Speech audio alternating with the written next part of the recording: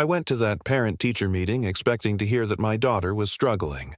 I did not expect to leave it understanding, for the first time in 2 years, that so was I. My name is Sam Hollis.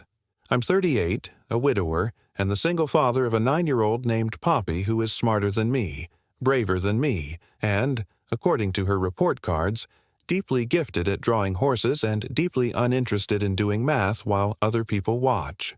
Poppy's mother, my wife Grace, died 2 years ago. I won't drag you through it. It was an accident, the kind that happens on an ordinary road on an ordinary evening, and it took a woman who deserved 40 more years in about 4 seconds.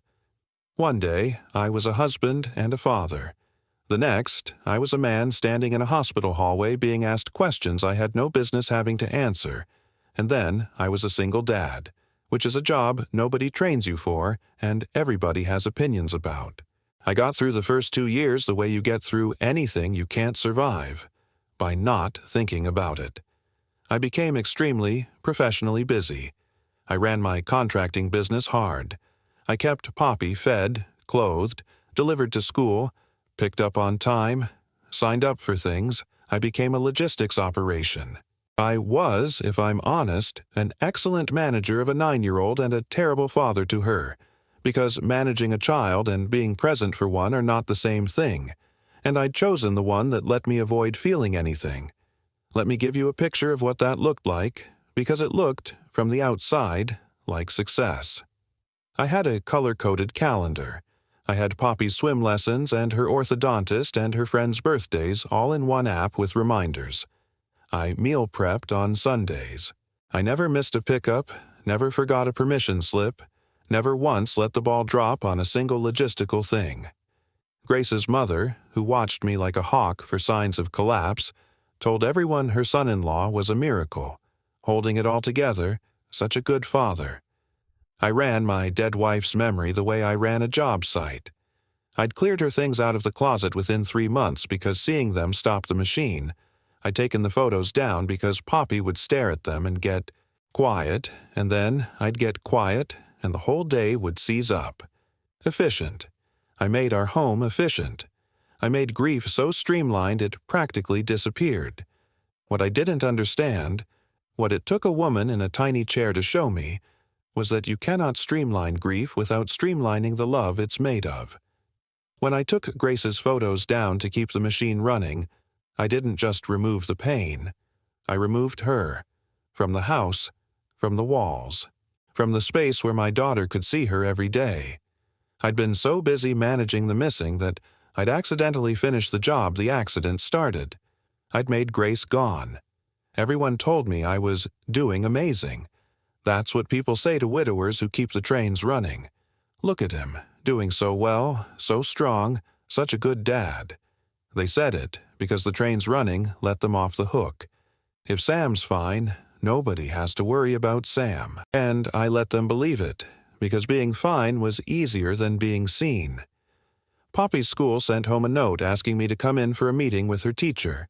Her new teacher, the art teacher actually, a woman named Miss Reyes who'd started that year and who Poppy talked about constantly at dinner in the way kids talk about the one adult who's actually paying attention to them. Ms. Reyes says my horses have real movement. Ms. Reyes let me stay in at recess to finish a drawing. Ms. Reyes said grief can go in your art if you don't have words for it. I hadn't thought much about that last one when Poppy said it. I filed it under nice thing a teacher said.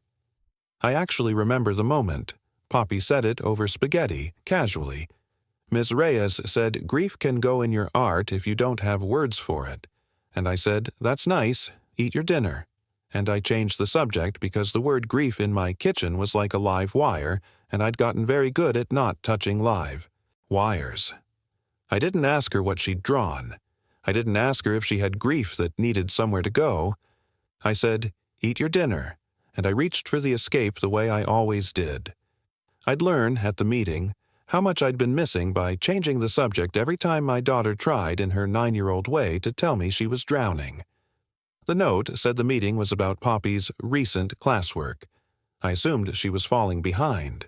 I put on a clean shirt, told my foreman I'd be an hour late to the job site, and drove to Maplewood Elementary at 3 in the afternoon, feeling the specific dread of a parent who's about to be told he's failing at the one thing that matters most. I had no idea that the meeting wasn't really going to be about Poppy at all. The classroom smelled like tempera paint and pencil shavings, that specific elementary school smell that hasn't changed since I was a kid. The walls were covered in student art, self-portraits, painted animals, a whole section of what looked like family drawings. I found Poppy's without being told. Hers was the one with real movement. Ms. Reyes was younger than I expected. Mid-30s, dark hair pulled back, paint on the cuff of her sweater, the comfortable look of a person who spends her days with 9-year-olds and has stopped pretending to be tidy about it. She stood up when I came in and shook my hand, and there was something in the way she looked at me, direct, warm, but careful, that I registered without understanding. "Mr. Hollis, thank you for coming. Please, the chairs are tiny. I apologize in advance for your dignity." I sat in a chair built for a 9-year-old. She sat across from me in one just as small, which somehow made it less humiliating.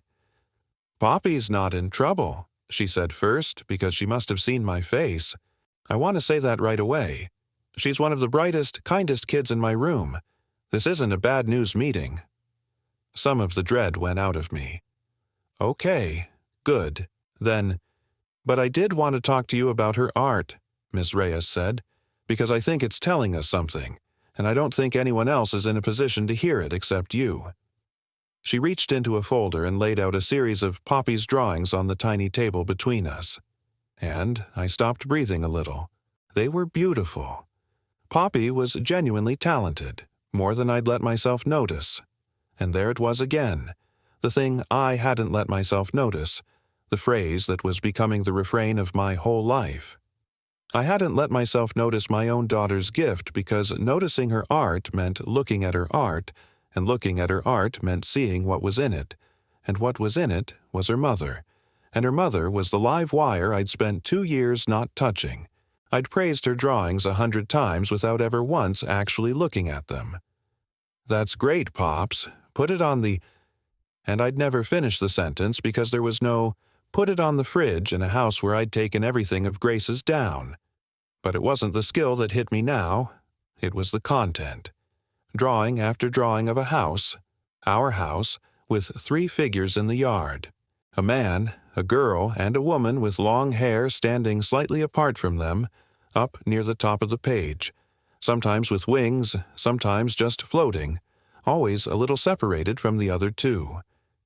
In every single one, the woman was there. Grace was in every drawing. My daughter had been drawing her mother over and over for a whole school year, in a classroom, for a teacher, because she couldn't do it at home, because home was where I'd made Grace disappear. "She draws her mother into everything," Ms. Reyes said gently. "Every assignment. Draw your weekend, Mom's in it. Draw your favorite meal, Mom's cooking it. Draw the future, there she is." She touched the edge of one drawing, careful, like it was fragile. "I've been teaching a long time, Mr. Hollis. Kids who've lost a parent, they process it in their art whether they mean to or not. And what I'm seeing in Poppy's work is a little girl who is keeping her mother alive on paper because—" She paused, choosing the words with real care. "Because she's worried that if she stops, her mom will really be gone. And I think she's carrying that worry mostly by herself." I looked at the drawings. The floating woman with the long hair. Up near the top of the page. Always. Separated. Kept. I recognized the pose. I realized with a fresh wave of something awful. It was the exact height, the exact separation, that a thing takes when you've put it up on a high shelf where a child can't reach it. Poppy had drawn her mother the way I'd stored her mother.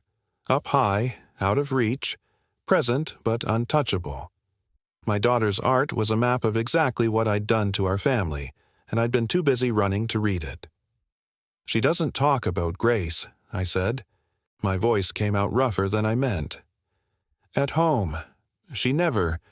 We don't really—" "No," Ms. Reyes said quietly. "I didn't think she did. Because look at where she puts her mother in these. Up high, out of reach, present but untouchable. That's how a kid draws a grief that doesn't have anywhere to go at home.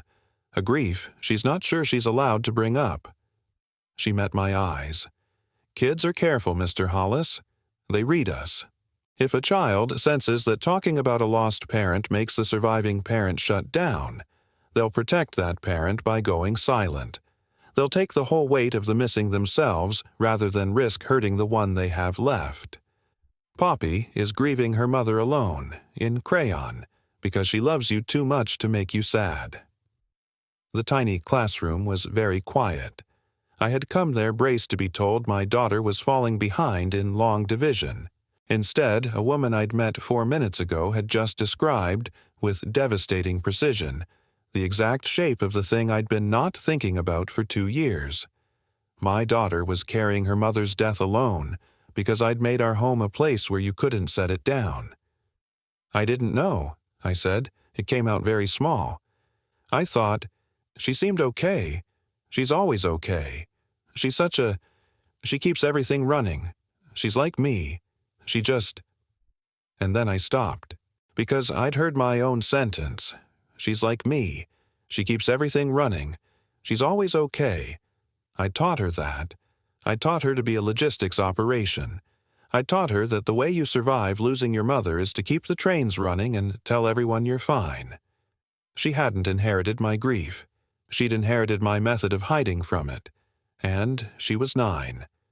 Ms. Reyes watched this land on me. She didn't rush it. She let me sit in that tiny chair and understand the thing I'd been avoiding for 2 years. Then she said the thing. Mr. Hollis, can I ask you to stay a few more minutes, after I've said the school part? She hesitated, and for the first time her professional calm flickered into something more human, more uncertain. Because Poppy's not the only one I've been worried about. I looked up. She held my gaze steadily, though I could see it cost her something to say it. You come to every pickup, she said, every single one.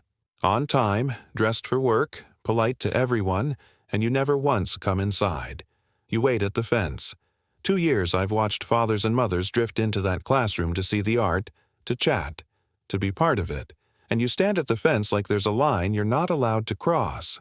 And when Poppy runs to you, you smile this correct smile, and you take her backpack, and you're gone before anyone can talk to you. Her voice softened. I recognize it because I know what it looks like. It looks like a person managing something enormous by never, ever standing still long enough to feel it. Your daughter draws her grief because she can't say it. And I think her father does the same thing, except instead of drawing it, he just keeps moving. I opened my mouth and nothing came out. I'm sorry, Ms. Reyes said quickly. I've overstepped. It's not my place. I'm her teacher, not yours. It's just... She looked down at the drawings, at the floating woman kept safe up near the top of the page. I've spent all year worried about a little girl carrying too much alone, and it finally occurred to me last week that she's not the only one in that family doing it. And I couldn't keep meeting you at that fence and not say something. So, there it is. There it was. The line a careful person draws right after they've said something they maybe felt too much. I should have thanked her for the information about Poppy, said I'd handle it, and gone back to the job site where feelings weren't allowed. That was the managed move. That was the fence. I'd made that move 1,000 times in 2 years. The polite exit. The thanks, I've got it. The retreat to somewhere I could be strong and alone and unseen. My whole body knew the choreography of leaving before anyone got too close. I actually felt myself start to do it. Felt the words, well, this is really helpful. I should get to Poppy, forming. The escape hatch I'd used on every therapist my mother-in-law suggested, every well-meaning friend, every person who'd ever gotten close enough to ask a real question. And then I looked at the drawings again. My daughter's mother, floating, kept safe, up near the top of the page, out of reach. And I thought, Poppy learned that from me. She learned to keep the person she loves up high and untouchable and secret. She learned it by watching me put Grace in a box in the garage. If I take the managed exit right now, if I flee this tiny chair the way I've fled every real moment for 2 years, I am teaching her, one more time, that the way you survive love and loss is to run from anyone who sees you. I was so tired of running. I hadn't even known how tired until that exact second, sitting in a chair built for a child, in a room that smelled like paint, being seen for the first time in 2 years. Instead, I looked at this woman in the tiny chair, who had seen straight through 2 years of doing amazing in a single semester of pickups, and I heard myself say, "No, don't apologize. You're the first person in 2 years who said a true thing to me instead of telling me I'm strong." Ms. Reyes went still. "Everyone tells me I'm strong," I said. "Do you know how lonely that is? Everyone looking at you and seeing a man who's got it handled when you're—" My voice cracked and I hated it, and I kept going anyway because the door was open now. "When you're standing at a fence because you can't make yourself walk into a room full of a dead woman's kids' drawings. You're the first person who looked at the fence and understood it was a fence." The classroom was silent except for the hum of the old wall clock. Miss Reyes, Elena, I'd learned her name was Elena, looked at me with something that was not pity, which is the thing I'd been avoiding from everyone for 2 years. It was recognition. And she said very quietly, "I lost my brother 4 years ago. I know the fence, Mr. Hollis. I built one too. That's how I recognized yours." And just like that, the meeting stopped being about my daughter's report card and became the first real conversation I'd had since the accident. We talked for an hour in those tiny chairs. The custodian came by, saw us, and quietly went to clean another wing. Poppy was at aftercare until 5. I texted to say I'd get her, and then I stayed, and Elena stayed, and we talked about the specific architecture of grief, how it makes you efficient, how it teaches you to fear stillness, how everyone praises you for the exact coping mechanism that's slowly hollowing you out. She told me about her brother. His name was Mateo. He'd been 26, the baby of her family, and he'd died in a car accident too, which is a cruel coincidence, and which meant she understood the particular vocabulary of my loss without my having to translate. She didn't perform the grief. She just laid it out, plainly, the way you can only do with someone who's standing in the same water. She told me she'd been the one who identified him.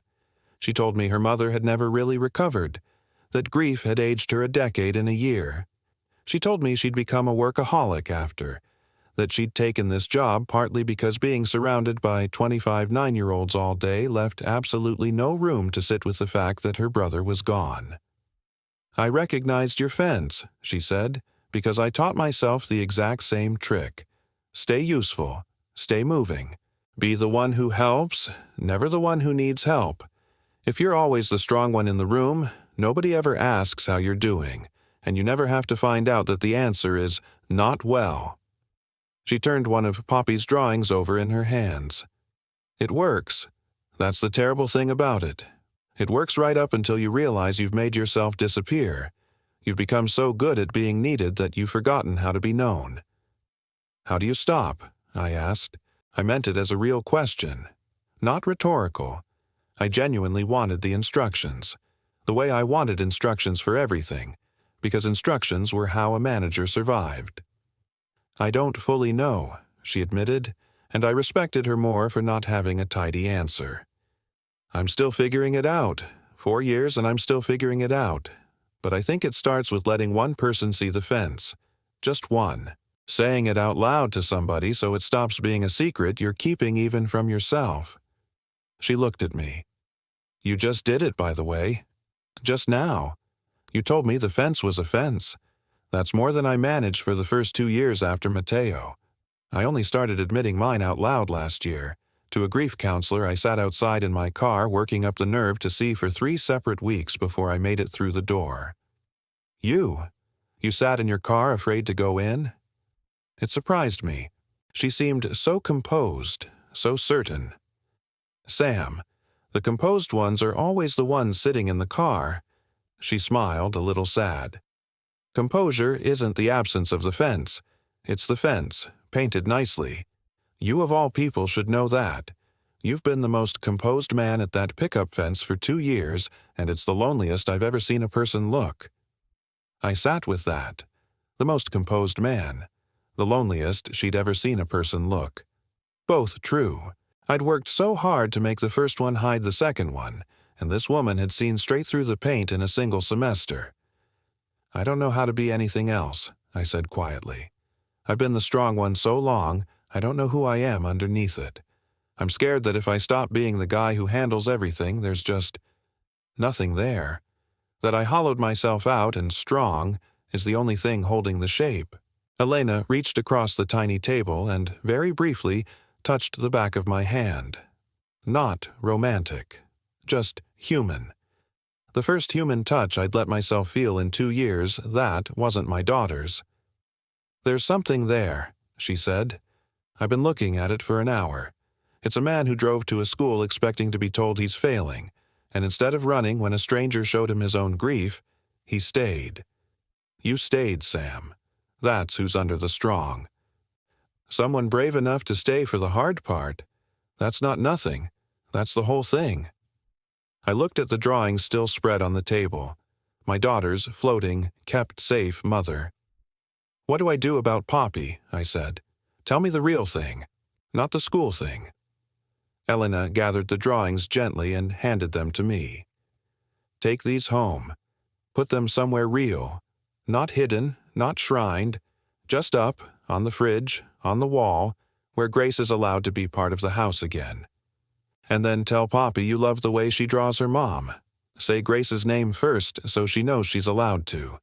Kids need permission, Mr. Hollis. She's been waiting 2 years for a sign that it's safe to miss her mother out loud. You give her that sign, and I promise you the drawings will change. She'll stop putting Grace up near the top of the page. She'll bring her back down into the yard, with the 2 of you, where she belongs. I took the drawings. My hands weren't quite steady. Thank you, I said, for Poppy, and for... I gestured vaguely at myself, at the fence, at 2 years. For that. Thank you for staying, Elena said. Most people wouldn't have. Most people would have taken the note about the kid and run. You stayed for the hard part. She stood, brushing paint dust off her sweater. That's not nothing. That's actually the whole thing. I drove to aftercare to get my daughter, and for the first time in 2 years, I did not have the radio on. I drove in silence, and I let myself feel the size of what I'd been carrying, and it did not kill me, which surprised me, because I'd been so sure for 2 years that if I ever stopped moving long enough to feel it, it would. That night, I put Poppy's drawings on the fridge. She came down for breakfast the next morning and stopped dead in the kitchen doorway, staring at them. 6 drawings of our house, our yard, and her floating, long-haired, kept-safe mother taped up where anyone could see. Those are private, she said, and her voice had an edge of panic in it that broke my heart because I recognized it. It was the sound of a kid who'd been keeping a secret to protect somebody. I got down on my knees so we were eye level, the way I almost never did, because managers don't kneel, and I'd been a manager for 2 years. Poppy, I said, I want to tell you something, and I need you to really hear it. I love these drawings. I love the way you draw your mom. Grace. I said her name on purpose, first, the way Elena had told me to. It was the first time I'd said my wife's name out loud in our house in longer than I could remember, and it cracked something open in my chest. Your mom. I love that you keep drawing her, and I'm sorry, I'm so sorry, baby, that I made you feel like you had to do it in private, like you had to keep her a secret to keep me from being sad. Poppy's lips started to tremble. You get quiet, she whispered. When I talk about her, you get quiet and you go do something. So I stopped. I didn't want to make you go away. There it was, out of the mouth of a 9-year-old, the exact truth Elena had described in the tiny chairs. My daughter had been managing my grief for 2 years. She'd been protecting me. She was 9. I pulled her into my arms and I held her, and I did the thing I hadn't let myself do in front of her in 2 years. I cried. Not managed crying. Real crying. And instead of it scaring her, I felt her small body relax against me, like something she'd been holding tight for 2 years finally got to let go. "I'm not going away," I said into her hair. "Not ever. And your mom doesn't have to be a secret. She gets to be everywhere in this house. On the fridge, at dinner, in every horse you draw. We're going to talk about her all the time, okay? Because missing her isn't a sad thing we have to hide. Missing her is just how much we loved her. That's all it is." Poppy cried into my shirt and I cried into her hair, and the drawings watched us from the fridge, and Grace was in the room with us for the first time in 2 years, and it did not destroy me. It healed something. That's the thing nobody tells you about grief you've been running from. The feeling you're terrified will kill you is actually the medicine. That night, after Poppy was asleep, I went out to the garage. To the box. The one I'd packed 3 months after the accident because seeing Grace's face stopped the machine. I hadn't opened it in nearly 2 years. I sat on the cold garage floor under a bare bulb and I opened it, and there she was. Our wedding photo. The picture of her holding newborn Poppy. The goofy one from the state fair where she's got cotton candy in her hair. 2 years I'd kept my wife in a cardboard box in the garage because I was too much of a coward to let her look at me. I brought the box inside. I put the photos back up, all of them, that same night at 2 in the morning, weeping quietly so I wouldn't wake my daughter. The wedding photo went back on the mantel. The state fair one went on the fridge next to Poppy's drawings. By the time the sun came up, Grace was back in her own house, on the walls, where she'd always belonged, where I'd exiled her out of a fear I'd mistaken for strength for 2 entire years. Poppy came down for breakfast and saw the photos and stopped, and this time she didn't say, "Those are private." This time she walked up to the state fair picture, the one with the cotton candy in Grace's hair, and she touched it, and she said, "I forgot she used to laugh like that." And then, quieter, "Thank you for bringing her back, Daddy." I had exiled my wife, and my daughter had noticed and mourned it silently for 2 years and never said a word. To protect me. Bringing her back was the first genuinely good thing I'd done as a father since the accident. Everything else had been logistics.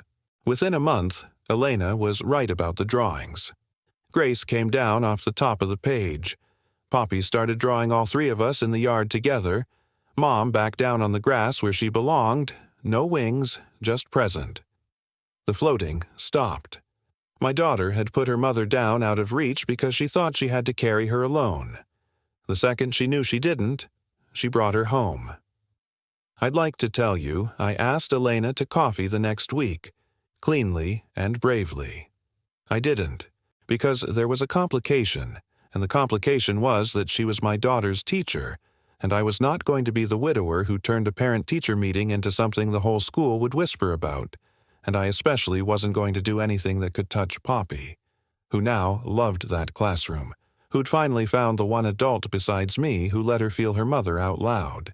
But before I get to how that resolved, I have to tell you about Grace's mother, because she nearly ended the whole thing before it began. Her name was Margaret, and Margaret had loved her daughter fiercely and had transferred all of that fierceness after the accident into watching over Grace's memory like a dragon on a hoard. She came for dinner every Sunday. She was wonderful with Poppy. And she had appointed herself, without anyone asking, the guardian of whether I was allowed to ever be a person again. She noticed the drawings on the fridge within a week. Of course she did. And she noticed that I'd started saying Grace's name at dinner. And at first she cried. Good tears, grateful ones, because she'd wanted her daughter's name spoken in that house as badly as Poppy had. That part she loved. What she didn't love was when Poppy, being 9 and having no filter, announced over pot roast one Sunday, "Ms. Reyes says it's okay to miss Mommy out loud. Ms. Reyes helped Daddy stop being sad wrong. Daddy talks to Ms. Reyes a lot now." The table went quiet. Margaret set down her fork. "Does he?" she said. Not a question. Later, after Poppy was in bed, Margaret cornered me in the kitchen in front of the fridge full of drawings, and she said the thing she'd clearly been holding all through dinner. "I'm glad you've started talking about grace," she said. "I've prayed for it. But Sam, this teacher, Poppy talks about her constantly, and now you're—" I can hear it, the way she said it. "Daddy talks to Ms. Reyes a lot now." Her chin lifted. "It's been 2 years. My daughter has been gone 2 years. And you're going to move on with the first woman who's kind to you? A school teacher who took an interest? Do you know how that looks? Do you know how it feels, to me, to think that Grace could be replaced this easily by someone who wandered in and said a few nice things about horse drawings? It landed hard because it was built to. And because it contained the splinter of the thing I was most afraid of.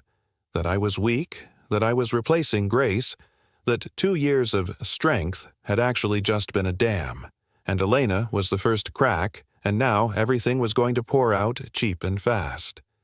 I could have shrunk.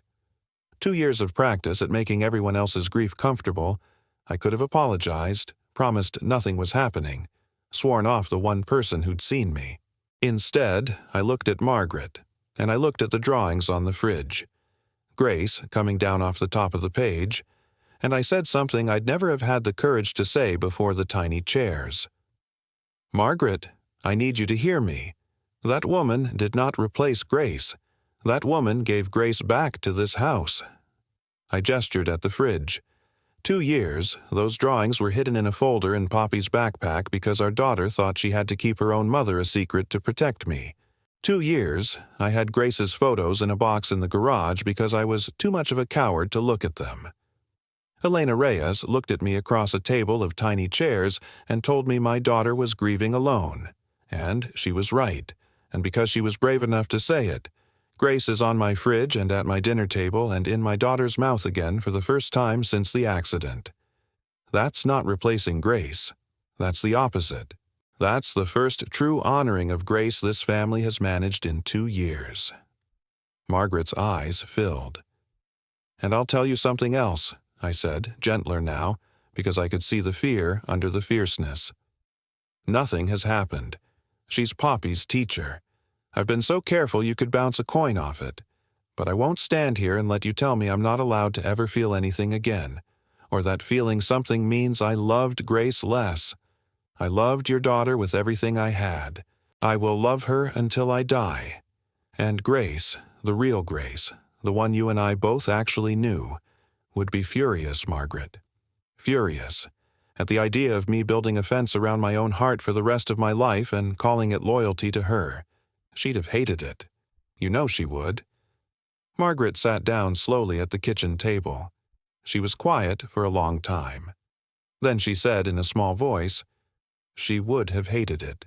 She used to say, when she was alive, she'd joke, 'If I go first, Sam, don't you dare turn into a monk. Find somebody who makes you laugh. Just make sure she's nice to Poppy.'" Margaret laughed, wet and broken. "She made me promise to remind you of that. I forgot. I've spent 2 years so busy guarding her that I forgot the one thing she actually asked me to do." The kitchen was quiet. Grace was in the room with both of us then. Not the memory we'd been guarding, but the real woman, funny and generous and allergic to self-pity, who'd made her own mother promise to shove me toward happiness if the worst ever happened. "Is she nice to Poppy?" Margaret asked finally. "This teacher, that's the only part that matters. The rest is my grief and I'll manage it. Is she good to my granddaughter?" I thought about the drawings coming down off the top of the page, about a woman who'd noticed a little girl carrying too much alone and had refused to look away. "She gave Poppy her mother back," I said. "There's nobody on earth better to Poppy than that." Margaret nodded slowly. She wiped her eyes with the back of her hand. "Then when the time's right," she said, "and not a day before it's decent, you have my blessing. Grace's blessing. She gave it to you years ago. She just left me in charge of delivering it, and I've been sitting on it like a fool." She reached across the table and squeezed my hand. "Don't build a fence, Sam. She'd never forgive either of us." It wasn't the developer, or the scandal, or the school policy that nearly ended things. It was grief wearing a grandmother's face, and it resolved the way grief resolves, not with an argument won, but with a door coming unstuck, and the real person we'd lost finally allowed back into the room. So I did the honorable thing about the timing, which was to wait. But now I waited with a blessing instead of offense. That turned out to matter more than I can say. It was the school secretary, a sharp-eyed woman named Donna who'd been at Maplewood for 30 years, who finally forced the issue, though not the way you'd think. Donna cornered me at pickup one afternoon in the spring. "Mr. Hollis, a word." She had the tone of a woman who ran the school and let the principal believe he did. "There's talk, not bad talk, but talk, about you and Ms. Reyes." She held up a hand before I could panic. "Nobody thinks anything improper is happening, because nothing improper is happening, because the two of you are so careful about it that it's frankly painful to watch. That's the problem. Everybody can see there's something there, and everybody can see you're both too honorable to do a single thing about it, and it's making the whole staff room tense." "Donna, let me finish. School policy, actual policy, I looked it up, because I've watched this slow-motion tragedy for 3 months, says a teacher can't be in a relationship with a parent of a current student in their class. Current. In their class." She fixed me with a look. "Poppy moves up to 4th grade in 8 weeks. Different teacher.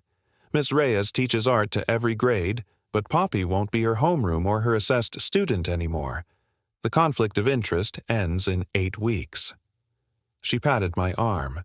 "I'm not telling you what to do, Mr. Hollis. I'm a secretary. I don't meddle." She was absolutely a woman who meddled.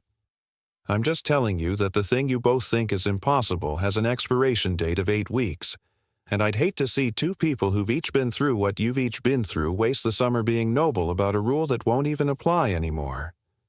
I stared at her. "How do you know what Ms. Reyes has been through?" Donna's face softened, just slightly. "Because I hired her. I read her file, and because I've watched her build the exact same fence you built, Mr. Hollis, and I've been hoping for a year that somebody would come along who could see it. I didn't expect it to be a widower with a daughter who draws horses. But grief knows grief, I suppose." She straightened, back to business. "You know what she did, her first week here? She stayed after hours every single day, alphabetizing supply closets that were already alphabetized. I've been doing this job 30 years. I know exactly what a person's doing when they stay late to organize things that don't need organizing. They're doing what you do at that fence. Anything. Anything at all, rather than go home and be still with it." Her eyes were kind now, under the sharpness. "I've buried a husband, Mr. Hollis, 22 years ago. I know the fence from the inside, and I'll tell you the one thing nobody told me in time. The fence doesn't keep the grief out. It never did. All it keeps out is everyone who might have helped you carry it. I stood behind mine for 11 years before I figured that out." 11 years. Don't you dare take 11. You've got a good one standing 8 weeks away and a little girl who needs to watch her father learn that it's safe to let people in. She patted my arm one final time. 8 weeks. That's all I came to say. Now take your daughter home." I stared at her, this sharp-eyed secretary who ran a school and had apparently been quietly running a rescue operation for 2 grieving strangers on the side. "Thank you, Donna," I said. "Don't thank me. Thank me by not wasting it." She turned to go, then stopped. "And Mr. Hollis, when you do take Ms. Reyes for that coffee, and you will, I've decided, you tell her Donna says the supply closets can stay disorganized for 1 summer. She'll know what it means." I looked over. Poppy was indeed showing a drawing to another kid. Our house's people, all 3 of them, at a beach. Grace in a red swimsuit, down on the sand, present, home. I waited the 8 weeks. It was the longest, most honorable 8 weeks of my life. On the last day of 3rd grade, I picked Poppy up, and she ran ahead to the car, and I stopped at Elena's classroom door. She was taking down the student art from the walls, a whole year of it, stacking it carefully. "So," I said, "Poppy's a 4th grader as of about 20 minutes ago." Elena turned. She had a paint on her sweater and a stack of self-portraits in her arms, and an expression that told me she knew exactly what day it was, and exactly what the day meant, and had been waiting for it as carefully as I had. "She is," Elena said, "which means, as of about 20 minutes ago, you are no longer my daughter's teacher of record, just her art teacher. No conflict." Donna checked. Donna checks things. I felt like I was 19. So I was wondering if the woman who saw my fence when nobody else did, and who told me a true thing when everyone else told me I was strong, and who gave me my daughter back, would let me buy her a coffee. Not at the fence, somewhere with real chairs, adult-sized. Elena set the stack of drawings down, and she smiled. Not the professional smile, the real one. The one I'd been catching glimpses of underneath the professional one all year. "I've been counting the weeks, too," she admitted. "Donna's not subtle. She left a copy of the policy in my mailbox, highlighted. She's a menace. She's a saint. She's a menace." Elena crossed the classroom. "Yes, Sam. Coffee, real chairs. I'd like that more than I've let myself admit since about October." We had our coffee, and then another, and we took it slow, because we were two people who'd both taught ourselves to fear stillness, and we were both learning, together, how to stop moving long enough to feel something good instead of only running from something bad. It wasn't a fairy tale, and I won't pretend it was. There were hard parts. There was the first time Elena met Poppy outside of school, at a park, carefully, as Daddy's friend, Ms. Reyes, and Poppy was cold to her in a way that gutted me, because a kid who's lost her mother is not going to hand over her father easily, and shouldn't have to. Elena understood that better than I did. She didn't push. She never once tried to be anything to Poppy that Poppy hadn't invited her to be. She just kept showing up, kept being steady, kept letting Poppy set the pace, until one afternoon, months later, Poppy asked Elena to help her with a drawing. A real ask, an offering. And Elena caught my eye over Poppy's head, and I had to go stand by the car for a minute. There was the anniversary of Grace's death, the first one after Elena and I got together, and I braced for it to be a wall between us. Instead, Elena showed up at my door that morning with flowers. For Grace. "I never got to meet her," she said, "but she raised a beautiful, brave kid, and she clearly loved you both more than her own life, and I'd like to honor her today, if that's okay. Not compete with her, honor her." And we drove to the cemetery, all three of us, and Poppy showed Elena her mother's headstone, and we said Grace's name out loud in the open air, and it was the least lonely that day had ever been. I understood then that I hadn't found a woman who wanted me to forget Grace. I'd found the rare one who understood that loving me meant making room for Grace, not erasing her. Those are not the same thing, and most people can't tell the difference, and the ones who can are worth everything. That was 3 years ago. Poppy is 12 now, and she still draws. Better than ever, a whole wall of it in her room. Grace is still in a lot of her drawings, and that's exactly right, and none of us hide it. Grace is at our dinner table in stories, in Poppy's laugh, in the way I say her name freely now. A woman honored instead of a wound kept open. The heart is not a house with one room. I know that now. Grief lives in one of them forever, and you can build new rooms your whole life if someone's brave enough to show you the door you've been standing in front of, calling it a fence. Elena moved in last spring. Poppy, who is 12 and therefore contractually obligated to find everything embarrassing, pretended to be embarrassed and then drew a picture of the three of us, herself, me, and Elena, in the yard of our house. And up near the top of the page, not floating out of reach anymore but smiling down, easy, like she was in on it, like she approved, was a woman with long hair. Grace, present, home, part of the family, watching the new room get built. I framed that one. It's on the wall by the door, the first thing you see when you come in. Both women in my daughter's life, in the same house, in the same drawing, no fence between them. Elena hung it herself. She stood back, looked at it a long time, and said, "That's the whole thing, right there. Grace up top keeping watch, the three of us down in the yard. She's not gone. She's just promoted, head of household from a higher office." And Poppy, who was pretending not to listen from the kitchen, laughed so hard she gave herself away, and the three of us stood in the hallway laughing under a drawing of the four of us, and I thought, this is what she meant. This is what Elena meant in the tiny chairs. She's not the only one I've been worried about. She was worried there were two people in that family carrying too much alone, and she'd been right, and now there weren't. Now there were four of us in the house, three living, one keeping watch from the top of the page, and nobody was carrying anything alone anymore. Margaret comes for Sunday dinner still. She and Elena get on like a house on fire, which I did not see coming. Two women who loved the same man's family from opposite ends of loss. Last Thanksgiving, Margaret raised a glass and said to the whole table, "To Grace, who made me promise to find this man a good one, and to Elena, who turned out to be better than I could have picked myself."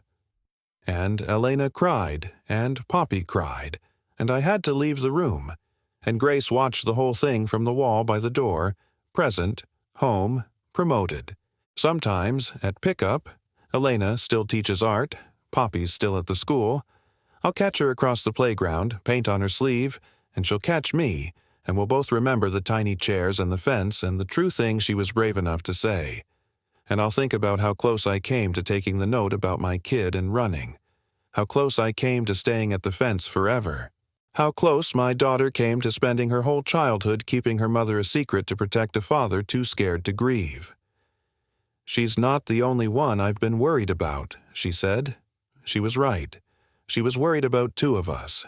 And she stayed for the hard part, and she taught me to stay for it too, and that's the whole thing, right there. That's everything.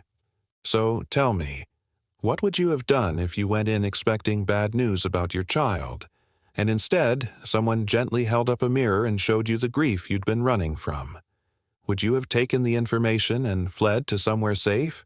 Or would you have stayed for the hard part? And have you ever had someone see straight through the "I'm doing fine" you'd been performing for everyone, and say the one true thing you didn't know you were desperate to hear? Tell me your story in the comments. This one touches on grief and loss. So if you're carrying something heavy right now, be gentle with yourself and know it's okay to let someone see the fence. And if this story meant something to you, leave a like, subscribe, and I'll see you in the next video.